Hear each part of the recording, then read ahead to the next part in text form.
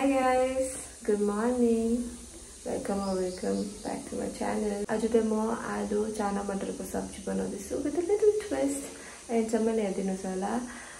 Before I could go, I just wanted to say thank you. Your support keeps me growing and it keeps me motivating. Like आज त म video हाल्नुपर्छ, मान्छेले हेर्दिदैछ and appreciating my recipes. Thank you. And okay, त्यति थियो भन्नु. Bye. See you again and again. So मैले हिजो राति चाहिँ चना अन्त मटर भिजाएर राखेको थिएँ ओभरनाइट अनि त्यससँगै मैले आलु पनि हालेर आई थिंक हाई फ्लेममा 5 सिटी लगाइदिएँ अन्त अलिकति नुन हाल्नुपर्छ 5 सिटी लगाउनुपर्छ गाइस त्यो आलु पाक्दै थियो अन्त मैले चाहिँ भेजिटेबल्सहरु कति थिएन नि त अन्त मैले अनलाइनमा छिट्टो गरेर के त अर्डर गरे 5 मिनेटमा आउँछ हैन कति फ्रेश आउँछ टमाटर हो अन्त त्यो बाहिर दोकानमा भन्दा अलिक सस्तो पनि पाउँछ फ्रेश पनि पाउँछ सफा नि पाउँछ हो अन्त दोकानमा जानुको नापी न के घरमा आइपुगिहाल्छ हेर्नु त इंग्लिश कुकम्बर अन्त कति दामी फ्रेश आउँछ नि भेजिटेबल्सहरु सिबी त्यो म पलाउतिर बनाउँछु सब्जी खाँदैन क्यारेट हेर्नु न कति फ्रेश है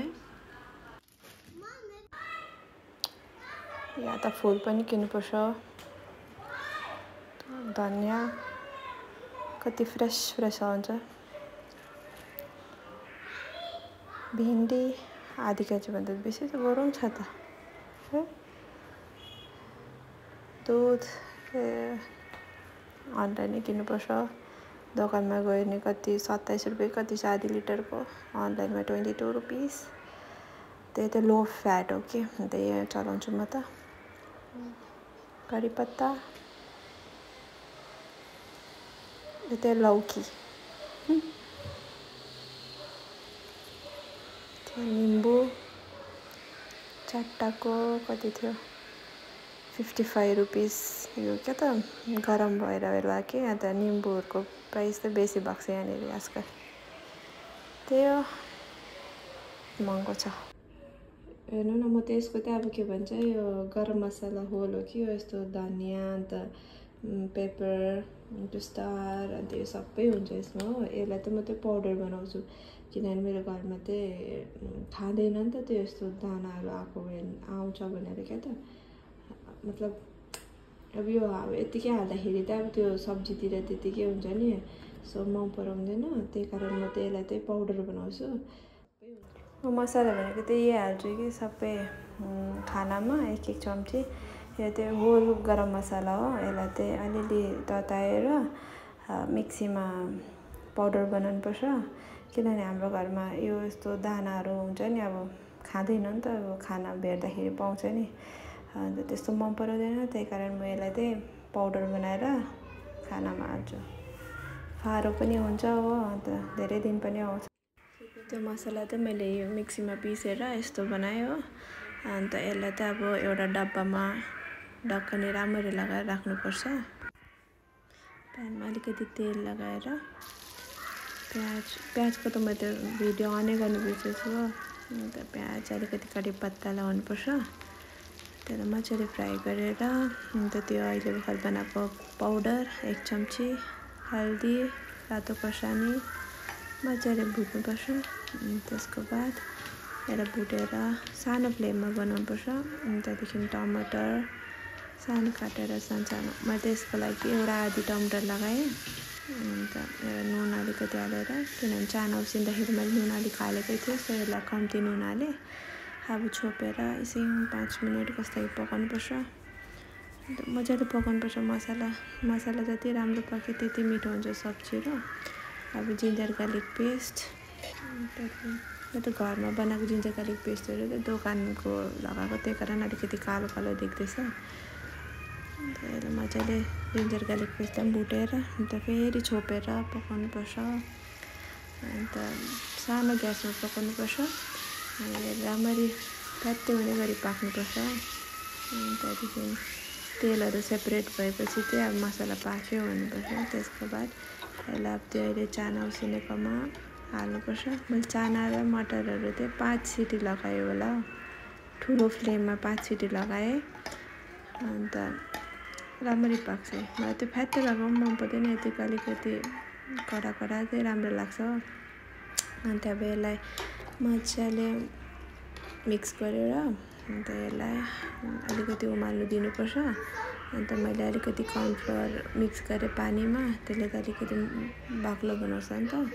अन्त त्यसै पानी जति चाहिन्छ हजुरलाई त्यति हाल्नु पऱ्यो। अन्त मैले चाहिँ 2 बटुका हालेँ, मजाले मिक्स गरेँ त्यसलाई। अन्त एकछिन उमालेर धनियाँ पत्ता हालेँ। अब यो चाहिँ आलु टिक्काको रेसिपी। यसमा चाहिँ मैले आलु उसिनेको थियो, त्यो मटरहरूसँगै।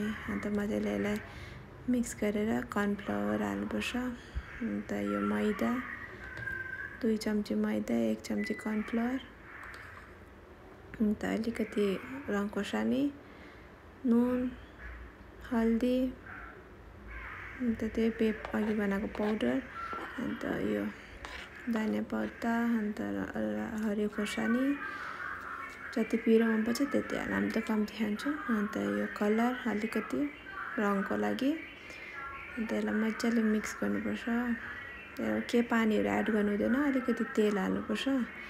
अनि त्यसको बाद निम्बु अलिकति, चाट मसला छ भने चाट मसला हाल्दा पनि हुन्छ, मेरोमा थिएन त्यही कारण अलिकति निम्बु हालेँ। झन्डैले अनियन बिर्सेछु मैले हो, अन्त अनियन हाल्नुपर्छ। अन्त यसलाई मजाले मिक्स गर्नुपर्छ। चम्चीले भनेन हातले मिक्स गर्दा पनि हुन्छ। अन्त यसलाई चाहिँ अब अलिकति ठिकैको मोटो मोटै, अब सानो सानोमा पातला पातला बनाउँदैन, ठिकैको डल्लो बनाउनुपर्छ। टिक्का नभए त फेरि यो हुन्छ नि, छरपस्ट हुन्छ फ्राई गर्दाखेरि। प्यान फ्राई गर्नुपर्छ। अन्त त्यसलाई के बेसनहरू हाल्नु पर्दैन। अन्त म चाहिँ 4टा भिडियोको लागि चाहिँ 4टा बनाइहालेँ। अनि त्यसको बाद बनाएर भिडियोको लागि त्यो 4टा मात्रै बनाएँ। अन्त अरू चाहिँ बादमा खाने बेलामा बनाएँ। अन्त यसलाई चाहिँ 4टा बनाएँ। अन्त अब अलिकति तेल थोरै बेसी गयो, नभए त अलिकति तेल लगाउँदा पनि हुन्छ। अन्त यो 4टालाई चाहिँ मजाले फ्राई गर्नुपर्छ, स्यालो फ्राई गर्नुपर्छ। त्यसलाई लो मिडियम फ्लेममा गर्नुपर्छ, एकैचोटि हाई फ्लेम पनि गर्नु हुँदैन। अन्त त्यसलाई मजाले फ्राई गर्नुपर्छ यसरी हो। अन्त बिस्तारै गर्दै बिस्तारै बिस्तारै पल्टाउनुपर्छ। खालि पुनिउले मात्रै पल्टाउनु सकेन भने अब सपोर्टको लागि काँटा चम्ची लिएर त्यसलाई यसरी फ्राई गर्नुहोस्। अन्त बेसी तेल पनि खाँदैन हो। अन्त आफूलाई गिल्ट फिल पनि हुँदैन हो, मैले त यस्तो खाएँ त्यस्तो खाएँ भन्ने पनि हुँदैन। यसलाई यतिकै फ्राई गर्नुपर्छ। अन्त भइसकेपछि अहिले त अलिकति क्रिस्पी क्रिस्पी हुन्छ हो। अनि त्यहाँदेखि मजाले फ्राई गर्नुपर्छ। सबै घुमाइ फ्राई गर्नुपर्छ। अन्त त्यो राम्ररी पाक्छ। फेरि आलु त छिट्टो डढिहाल्छ नि। अन्त यसरी फ्राई गर्नुपर्छ। अन्त तेललाई तार्दै निकाल्नुपर्छ। अन्त मैले त्यो त खालि भिडियोको लागि बनाएको थिएँ। यो 4टा चाहिँ खानु त हामी त अलिक ढिलै खान्छौँ हो। अन्त माघि बनायो, त्यसको माथि हाल्यो। अन्त त्यसलाई अलिकति डेकोरेसन भिडियोको लागि गरेको मैले चाहिँ। अन्त यो अनियनलाई राउन्ड राउन्ड काटेँ। अनि त्यसको बाद मैले लेमन पनि राखेँ, निम्बु, तरकारी यो के अरे धनियाँको पत्ता। tada, हाम्रो चाना मटर र आलुको सब्जी। Thank you guys for watching.